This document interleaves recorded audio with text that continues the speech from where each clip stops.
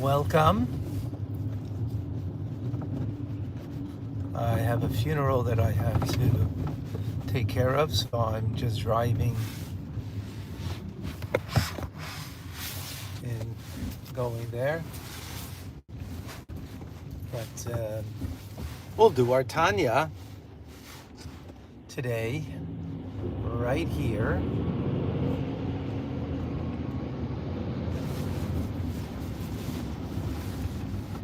We'll wait a few moments so we get everybody in.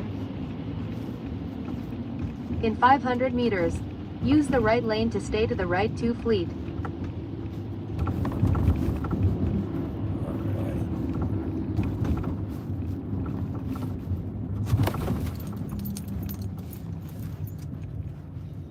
Hello. Okay. Just give me a moment.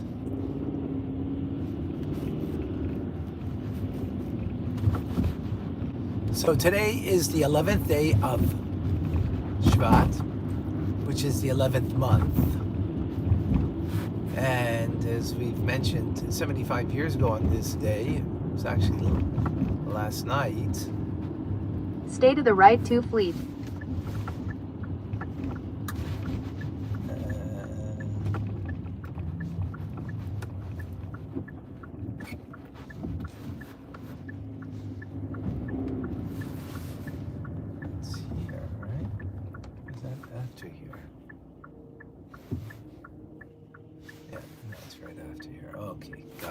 I wasn't certain. So on this day,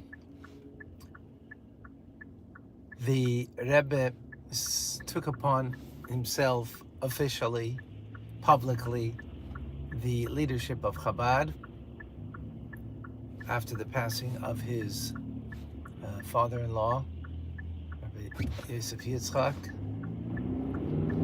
and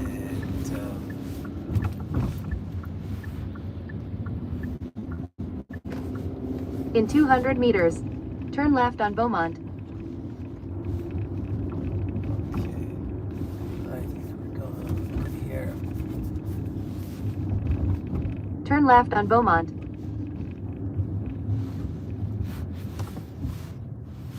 Oh.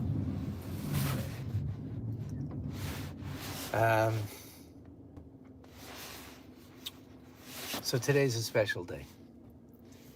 Yesterday's a special day. The truth is, the Rebbe found how in every day you see something special, something unique.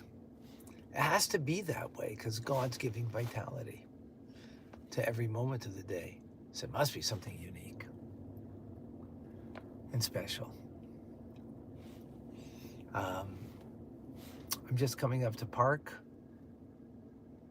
As I mentioned, I'm doing a funeral, so that's why we're in the car right now. Okay.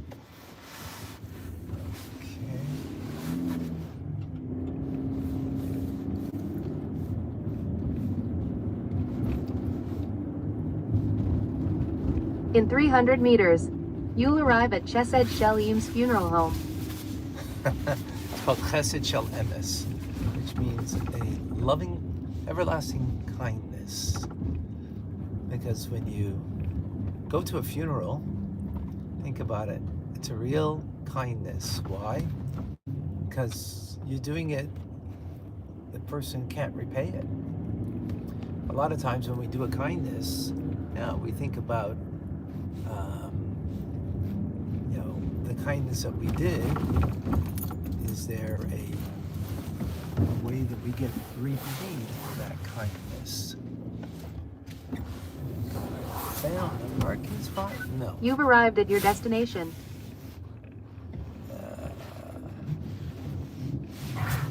Thought I did.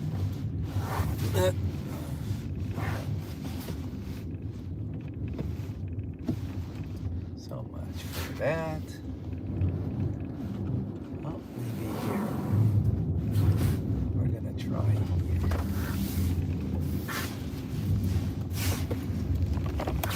Yeah.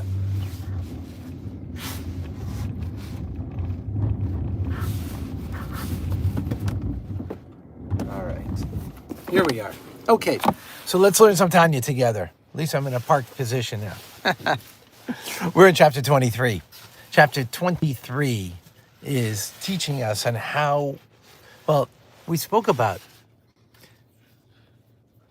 a disconnect, that God gives vitality when, to everything, and even to that which is against his will. He still gives it vitality, right? It's not a disconnect from some other source. It's all from God. The question is, how do I connect to God? I can only do it on his terms. I can't do it on my terms. I can't come to God and say, I want to have a relationship with you, and this is the way I want to have the relationship. It can't be. You could do that maybe with another person, but even that, a guy goes up to a woman and says, I want a relationship with you, but these are the terms. Probably won't work. Maybe if you both have terms, that could work. But between us and God, it only works on his terms. And those terms are the mitzvah. Through a mitzvah, God gives us a relationship with him. But why the mitzvah? Okay, how do we understand that? Because the mitzvah is his inner will. It's what he wants. He wants charity, not just because he wants it. It's an expression of him. He wants Shabbos because it's an expression of him. He wants the holidays because it's an expression of him. Actually, 248 positive commandments, they are an expression of him. And the metaphor that's used in the Zohar is the king has 200, or every human being has 248 limbs, and they're an expression of you. What does that mean? I picked up my arm. Why? Because I willed it. It was my will. I'm now looking in the camera. It was my will to look straight into the camera, right? So my will is completely controlling my arm, my eyes to look where I want to look. I'm looking now to the right. I'm looking to because I so willed it. And it's completely nullified my limb to my desire, my will. So likewise, the 248 expressions of God's commandments are completely nullified to him. Completely nullified and one with him. And they are truly, therefore, his will and his expression. So when we do that will, we're totally nullified to him. So how? Well, when we do a mitzvah, we're nullified to him like body and soul are kind of nullified to each other, right? Meaning body and soul are seamlessly one, right? My body here, my soul is here. They're seamlessly bound up together as one. Likewise, in the act of doing the mitzvah, like the act of putting on the tefillin, the act of whatever it might be, is my power of action in the mitzvah of the soul is bound up with God, right? Bound up with God, like the body and soul. My body is also bound up with God, but that's like a chariot, like a horse and the chariot and the rider. You know, the chariot is following what the rider's dictate is, go to the right, go to the left. And that is how we are connected to Hashem with every mitzvah we do. That gives us the opportunity to connect to the inner will of God, which that inner will then gives vitality to everything that we do, or to everything of this world, rather. Meaning, it's like I've told the story before, the guy who chases the bus. Why is he chasing the bus? Because he wants to get on the bus. Why does he want to get on the bus? Because he wants to get to work. Why does he want to get to work? Because he wants a paycheck. Oh, there we go. Now we know what he's doing all of this. All of these things that are a means to an end. Because he wants to take care of his family. That's really what he wants, to take care of his family. So the same thing is, what does really God want? He wants the mitzvah, that we be bound up through the mitzvah with him. That creates an outer will. The outer will,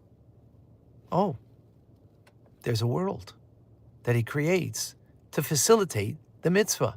Because if you don't have this world as is, it wouldn't facilitate the mitzvah. So we need that world. right? Everything in it. But it's only a means to an end. It's only the outer will of God, everything else. The way to be bound up and only one with him is through the mitzvah itself, because that's an expression of his inner will, what he truly wants, which is an expression of him. And with that, we are bound up and one with God. Okay, folks, thank you very much. Gotta go. Have a great day.